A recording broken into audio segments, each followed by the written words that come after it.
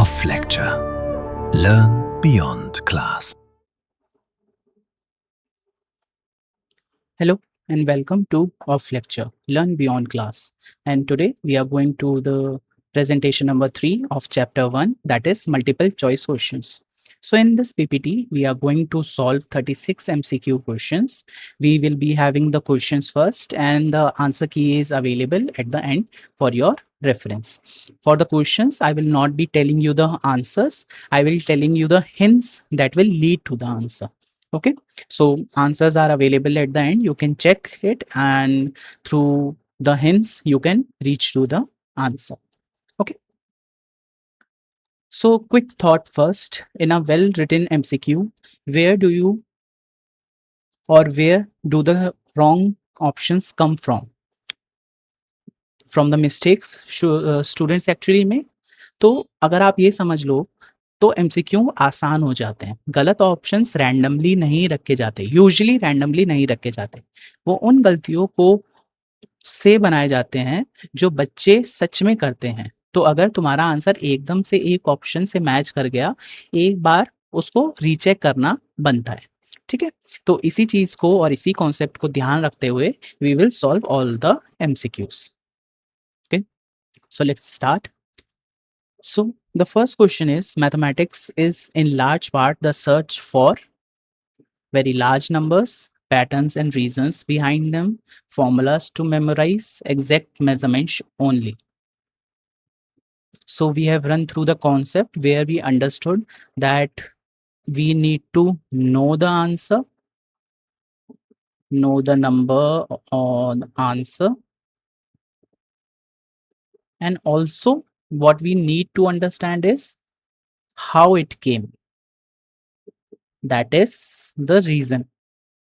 That is the reason. So from that you will get your answer. If you see next question 2, the branch of mathematics that studies patterns in whole numbers. This is direct definition from the concept PPT. If you have gone through the concept PPT, you will know that the study or branch of maths that studies pattern in whole numbers is known as, it's a kind of theory that we understood. So from that you will get your answer. The branch of maths that studies pattern in shapes. So we explicitly mentioned in our concept PPT. If you revisit the concept PPT or if you revise the concept PPT, you will find out that patterns in shapes and the branch of maths that studies this is known as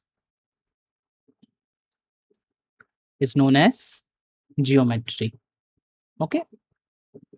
So this was available in our concepts PPT in the concept video. You can go and visit that. Now the sequence 1, 3, 6, 10, 15 is known as the, so this is a very common sequence that we have gone through multiple times. If you see the gap between the numbers, this is +2, this is +3, this is +4, this is +5. And I think this hint is enough to tell you what kind of series or what kind of number sequence is it. So guess the answer and check at the end. Okay. Now question number 5, what is the next number in the sequence 1, 4, 9, 16, 25? So we know how to get the numbers or the next number from the sequence. To get the next number of the sequence, first we need to understand the pattern in the existing sequence. First we need to understand the pattern in existing sequence. Okay, existing sequence. So if we try to look out some pattern, you will see some kind of squares are we are getting, some kind of squares we are getting, and this hint will lead you to your desired answer. Okay. Now question number 6, in Veronica sequence 1, 2, 3, 5, 8, 13, the next term will be, so we have understood the Veronica sequence in the concept video.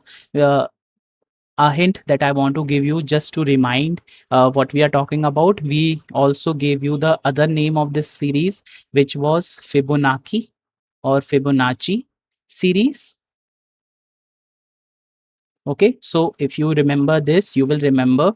So what was the pattern or what was the method of getting next term from in this sequence? तो अगर हल्का फुल्का याद आ जाएगा, so you will get your answer. Okay. Now let's move to the next question, that is 7. The sequence 1, 8, 27, 64, 25 is made up of, again, a very common number sequence that we have already studied.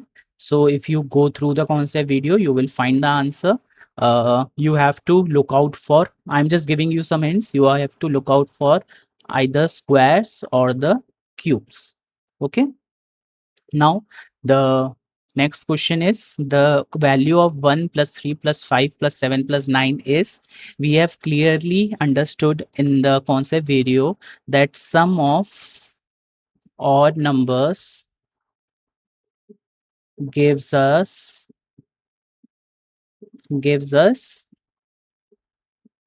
if you remember, gives us, this is the filling the blanks you have to fill by watching the concept video.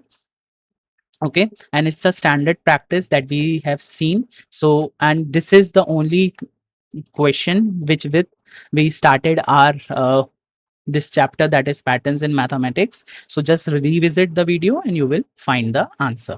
Or if you don't want to revisit the video, think and whatever notes you have made, go through the notes and उसके बाद इसका answer मिल जाएगा.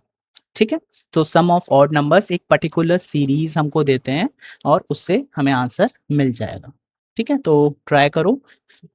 Next question पे आते हैं. The sum of first 20 odd numbers is, ये question exactly related है पीछे वाले क्वेश्चन में, पीछे वाले क्वेश्चन से, दैट इज क्वेश्चन नंबर 8. ठीक है, अगर क्वेश्चन 8 हमें कॉन्सेप्ट समझ में आ गया तो क्वेश्चन 9 भी सॉल्व हो जाएगा. ठीक है, सो क्वेश्चन 8 और क्वेश्चन 9 में हमें सम नहीं करना, हमें मैनुअली सम करके नहीं देखना. चलो क्वेश्चन 8 में तो मैनुअली सम करके भी रिजल्ट मिल जाएगा, but this question actually is necessary to solve question 9 because question 8 में जो कॉन्सेप्ट तुम बिल्ड करोगे वही क्वेश्चन 9 में यूज होगा. ठीक है, तो हमें ध्यान रखना है कि इस टाइप के सीरीज और इस टाइप की वर्ड प्रॉब्लम्स का एग्जैक्ट सीक्वेंस क्या होता है और उससे हम बहुत इजीली निकाल भी सकते हैं. ठीक है, तो क्वेश्चन 8 और क्वेश्चन 9 ध्यान रखना. Then comes at question 10, that is adding the counting numbers up to 1, 1 plus 2, 1 plus 2 plus 3 produces the, ये भी एक डायरेक्ट सीक्वेंस बनाता है and you can try it also.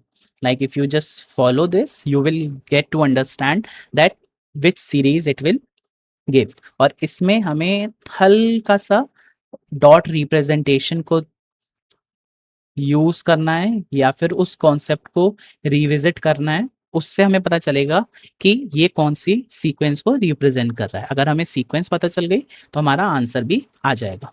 Okay, now question 11, adding all ones sequence up and down produces the, so हमें यहाँ पे concept ध्यान रखना है.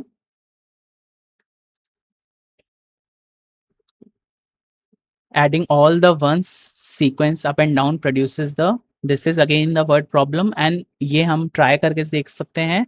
कॉन्सेप्ट में अवेलेबल है इसका आंसर, हमें बस मैनेज करके देखना है और देखना है कि क्या एक्चुअली ये बनाता है. ठीक है, तो ये आप ट्राई करके देखना और आंसर डेफिनेटली आपको पीछे मिल जाएगा. Adding the consecutive triangular number 6 and 10 gives, so एक ये सिंपल एडिशन प्रॉब्लम है बट इससे एक स्टेप हमें ऊपर सोचना है and we have to apply the term to term rule. Okay, term to term rule. तो what I expect from you is कि आप इसका नंबर सीक्वेंस भी बता पाओ कि ये कौन सा नंबर सीक्वेंस है जो हमने अपने पीपीटी में और वीडियो में पढ़ा था और उससे आइडेंटिफाई करो कि नेक्स्ट नंबर इस सीक्वेंस में क्या होगा. ठीक है, वैसे भी बता सकते हो, it will B 16 because 6 plus 10 is 16. Simply adding these the consecutive numbers will give you 16, but हमें नंबर सीक्वेंस भी आइडेंटिफाई करना है, तो वो ट्राई करके देखना. Next question is the value of 1 + 2 + 3 + 4 + 3 + 2 + 1। इसमें हमें कौन से कॉन्सेप्ट को रिविजिट करना है? Square and diamond dot representation. Okay, हमने ये पढ़ा था। अगर आप इस कॉन्सेप्ट को रिविजिट करोगे तो आपको पता चल जाएगा कि हम कौन से सीक्वेंस की बात कर रहे हैं और कौन सा सीक्वेंस बनेगा और इसका आंसर क्या आएगा। आप मैनुअली भी ऐड कर सकते हो, बट इस क्वेश्चन को मैनुअली ऐड करने की जगह इसका कॉन्सेप्ट समझो कि कौन सा नंबर सीक्वेंस बना रहा है, ताकि लेट्स सपोज एक ऐसा नंबर दे दिया जाए जो बहुत बड़ा हो, उसमें भी आप उसे अप्लाई कर सको। ठीक है। Now, which of these numbers is both a triangular number and a square number? This is clear cut from the video. तो हमने पढ़ा भी था कि which number is square number और triangular number. So आप पहले देख भी सकते हो कि हमारे कौन से ऑप्शंस इसमें एक्सक्लूड हो जाते हैं। तो स्क्वायर नंबर के लिए स्क्वायर होना ज़रूरी है। तो 25 एक स्क्वायर है, 36 एक स्क्वायर है और 49 एक स्क्वायर है, बट 28 एक स्क्वायर नहीं है। तो इससे एक ऑप्शन तो हट गया। अब बाकी 3 ऑप्शंस के लिए आप ट्रायंगुलर नंबर की सीरीज बना के देख सकते हो, तो उससे आपको पता भी चल जाएगा। या फिर अगर आपको ट्रायंगुलर नंबर का nth टर्म निकालने का फॉर्मूला पता है, उससे भी हो जाएगा। तो ट्राई करना and then check the answer. Now the hexagonal numbers begin 1, 7, 19, 37. The next one is, so here again we have to identify what is the rule that has been applied in hexagonal numbers। और जैसे ही rule पता चल जाएगा हमें इसमें आगे का number भी पता चल जाएगा। आप पैटर्न भी आइडेंटिफाई कर सकते हो, जैसे इन दोनों में गैप 6 का है, इन दोनों में गैप 12 का है, इन दोनों में गैप 18 का है, तो आगे क्या गैप होगा और उससे आंसर क्या निकलेगा। ठीक है। क्वेश्चन नंबर 16 पे आते हैं। Multiplying a triangular number by 6 and then adding 1 gives a. ये एक डायरेक्ट स्ट्रेट क्वेश्चन है, इसमें हम करके भी देख सकते हैं थ्रू एन एग्जाम्पल, बट अगर आपको याद है तो you can simply mark that also. Okay, तो try this and you will get your answer. Now question 17, adding up the hexagonal numbers 1 + 1 + 7, 1 + 7 + 19 produces। Again ये हमने स्टेयर केसेस वाले एग्जाम्पल से जब हम डिस्कस कर रहे थे तब हमने ये देखा था कि how we can get the new series from the previous series, like by adding the numbers of the previous series. So उससे भी पता चल जाएगा। Counting the lines, next question, that is 18, counting the lines in the complete graphs k2 k3 k4 k5 gives the। Again हमको revisit करना है complete graphs जो हमने पढ़े थे। k2 is this, k2 is this जिसमें 2 dots and single line. k3 is this where every dot is connected to every other dot, ये हमने पढ़ा था। ऐसे ही k4 k5 भी पढ़े थे, और उसमें हमने देखा था कि अगर हम इन डॉट्स को या इन पॉइंट्स को काउंट करें और उससे सीरीज बनाएं तो उसके एडिशन से या उसके काउंटिंग से कौन सी सीरीज बनती है। ठीक है, तो ये आप ट्राई कर सकते हो। किसी भी क्वेश्चन में अगर डाउट हो तो आप कमेंट में उसको ड्रॉप कर देना, तो उसका सॉल्यूशन और उसका एक्सप्लेनेशन हम लोग प्रोवाइड करवा देंगे। ठीक है। The code Snowflake has 3, 12, 48, 192 and dot dot dot segments. This sequence is, ये इस सीक्वेंस का नाम पूछ रहे हैं, तो ये हमने डायरेक्टली पढ़ा भी था, but you can also try it your and और you can check your understanding कि whether you have understood the concept or not, और उसके बाद आप उसको इसका आंसर मार्क कर सकते हो। You can revisit the video or you can try to first identify or to think what is the pattern that is being going on here. Okay. Now question 20, in a regular polygon the number of corners compared to the number of sides is। Regular polygon है हमारा, for example let's say square है, और हमसे पूछा है what the numbers of corners compare to number of sides. तो आप यहाँ पे भी देख सकते हो कि it is coming as equal, but ये केवल एक सिंगल केस है। इसका एक्सप्लेनेशन भी हमने समझा था कि ये इक्वल क्यों होते हैं और क्या रीजन है, और रेगुलर पॉलीगन में ऐसा क्यों होता है। तो on the basis of this you will get your answer and the explanation. आपको एक्सप्लेनेशन भी रिवाइज करना है, ताकि अगर कोई क्वेश्चन इसी का मॉडिफाइड फॉर्म में आए तो आप उसको भी अटेम्प्ट कर सको। ठीक है। Now question number 21।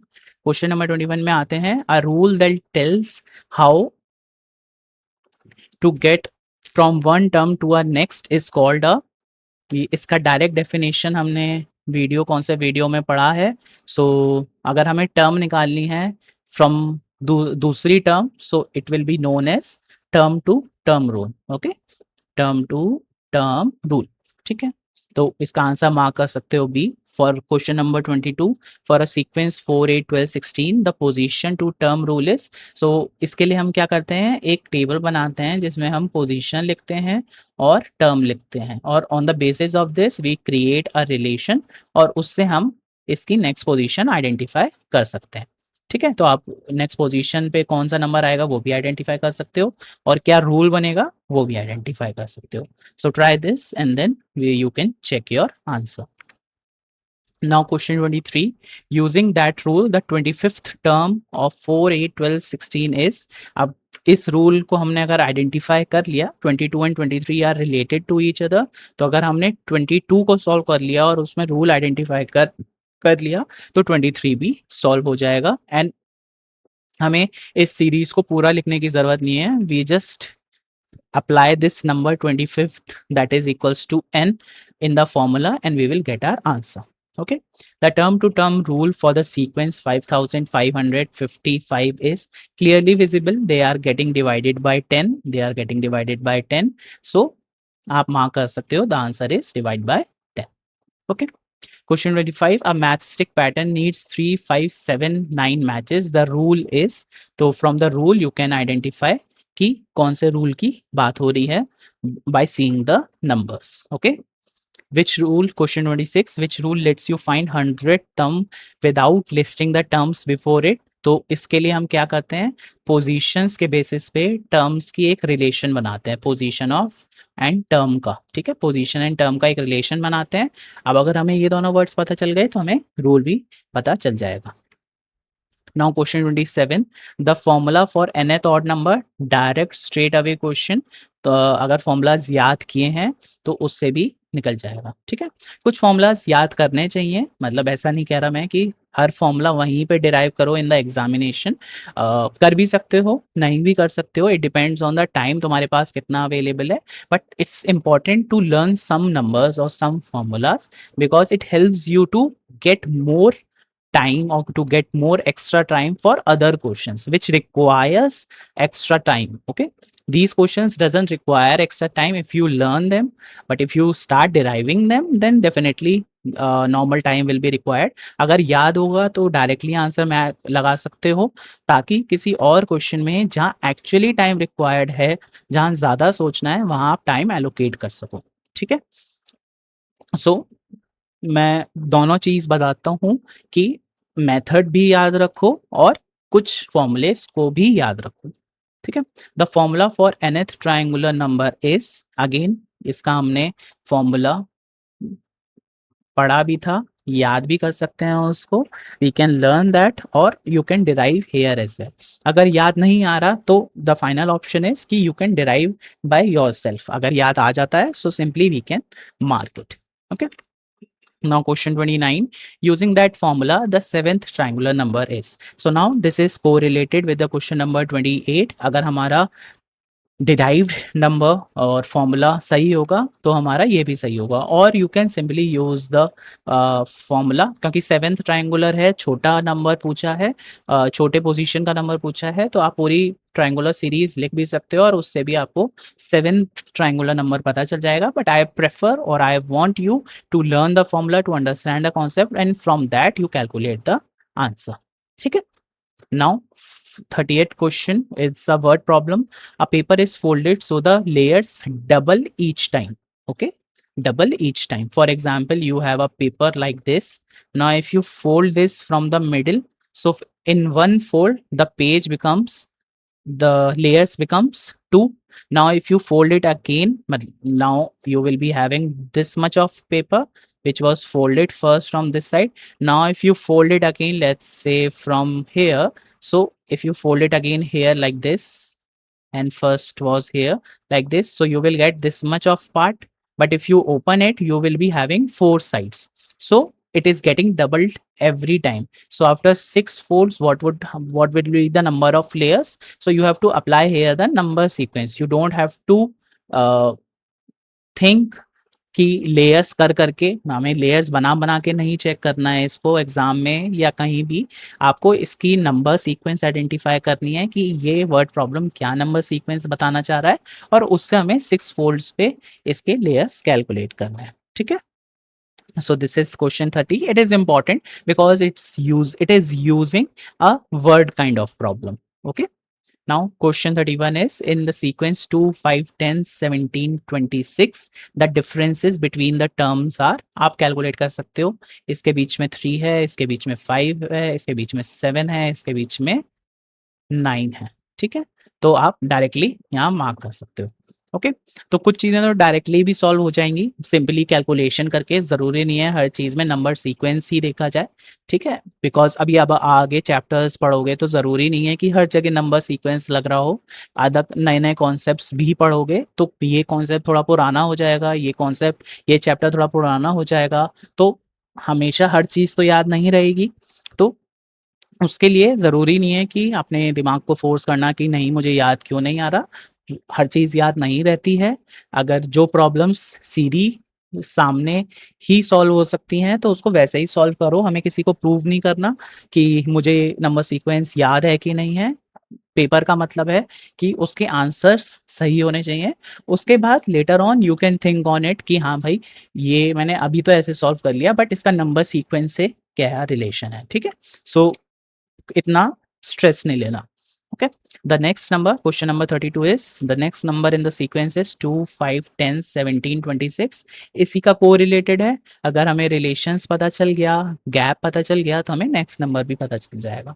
ठीक है, question 33 is which of these is not a sequence of powers, clearly visible है, ये आपको पता भी चल जाएगा।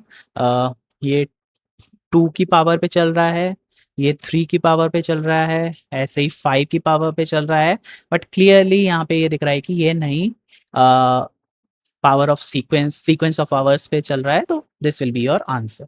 ठीक है, आप चेक भी कर सकते हो। C option 5 raise to power 0 is 1, 5 raised to power 1 is 5 only, 5 raised to power 2 is 25 and 5 raised to power 3 is 125. ठीक है, a candle now is question 34 which is a word problem. A candle 30 centimeter tall, एक candle है, exam में draw करने की जरूरत नहीं है, जस्ट एक्सप्लेनेशन के लिए मैं यहाँ बता रहा हूँ। एक 30 सेंटीमीटर टॉल कैंडल है that burns down 2 centimeter every hour, that is getting burned down 2 centimeter every hour. So 1 घंटे में 30 से 28 हो गई, so after 5 hours its height will be, तो आप सिंपली कैलकुलेट कर सकते हो। 30 से 28 हो गई, सेकेंड आवर में 28 से 26 हो जाएगी, this is the ideal scenario. Then 26 से 24 हो जाएगी, फिर 24 से 22 हो जाएगी, कितने आवर्स हो गए, 1 hour, 2 hour, 3 hour, 4 hour and 5th hour के बाद 20 हमारी रह जाएगी। सो क्वेश्चन नंबर 34 का आंसर होगा 20 सेंटीमीटर। 20 सेंटीमीटर के बाद पूछा है, remember the words after 5 years. ठीक है, आफ्टर 5 ईयर्स, जब 5 घंटे पास हो गए हैं उसके बाद तुम्हारा हाइट क्या है। ठीक है, तो इसलिए हम मेरा आंसर है 20 सेंटीमीटर। ठीक है, now question 35 posts are placed every 3 metre starting from 0। So अगर हमें नंबर लाइन पता है 0 होती है, 1 होता है, 2 होता है, इधर -1 -2, यहाँ पे हमें जाना नहीं है, यहाँ पे ही पूछा है कि अगर 0 पे हमने पहला पोल लगाया है और हर 3 मीटर पर एक पोल लगा रहे हैं, so number of post up to 30 metre is, तो हमें 30 मीटर पे पूछा है कि कितने टोटल पोस्ट होंगे। ठीक है, अगेन सीरीज बनानी है, इसकी नंबर सीक्वेंस बनाना है यूजिंग द गैप कॉन्सेप्ट और उससे हमें आंसर मिल जाएगा। Then question number 36 a stripe pattern repeats 2 blue then 4 red across 96 stripes the blue ones number are। सो ये क्वेश्चन थोड़ा सा ट्रिकी है। ठीक है, सो ये दोनों क्वेश्चंस अच्छे हैं, ये ओलंपियाड लेवल के क्वेश्चन हैं। ठीक है, ये दोनों क्वेश्चंस ओलंपियाड लेवल के हैं, सॉरी ठीक है, तो आराम से सॉल्व करो। ओलंपियाड हो नहीं रहा अभी, ओलंपियाड के केवल क्वेश्चन सॉल्व कर रहे हैं। अगर मैं ओलंपियाड ना भी लिखता तब भी आप इस क्वेश्चंस को नॉर्मली सॉल्व कर देते और बाद में अगर आपको पता भी चलता तो भी कोई ऐसा फर्क नहीं पड़ता। ठीक है, क्वेश्चन क्वेश्चन है, चाहे वो ओलंपियाड का हो, चाहे वो आईआईटी का हो, चाहे वो आपके स्कूल पेपर का हो। ठीक है, उसको अपने उसी कॉन्सेप्ट से सॉल्व करना है जो कॉन्सेप्ट हमने समझा है। ठीक है, तो जब सारे एमसीक्यूज कर लेते हो, उसके बाद आपको मुझे बताना है कि आउट ऑफ 36, लाइक अगर हम सबको एक एक मार्क्स डिनोट करें, सो आउट ऑफ 36 आपका क्या टोटल बना है in the comment section. Okay, and I will try कि आपके जो भी आंसर्स आते हैं, फॉर एग्जाम्पल किसी बच्चे के 20 आउट ऑफ 36 आते हैं या किसी बच्चे के 28 आउट ऑफ 36 आते हैं, या जो भी जिसका हाईएस्ट टोटल होगा उसको we will try to connect them and we will try to acknowledge it in our next video, और we will give his name, और क्या पता शायद we can video call him, video call her, और उस बच्चे के साथ कुछ गिफ्ट विफ्ट भी शेयर कर सकते हैं। तो it's completely like cute little competition. So आराम से सॉल्व करो, take your time. I want 36 out of 36 सबके सॉल्व हो, ताकि ज़्यादा से ज़्यादा स्टूडेंट्स लाइव आ सकें, ज़्यादा से ज़्यादा स्टूडेंट्स को गिफ्ट्स मिले, ज़्यादा से ज़्यादा स्टूडेंट्स को maths enjoyable lage. Okay, thank you. You can see the answer keys are available after this. So first solve the questions, then you can check the answer keys. ठीक है, thank you, bye bye.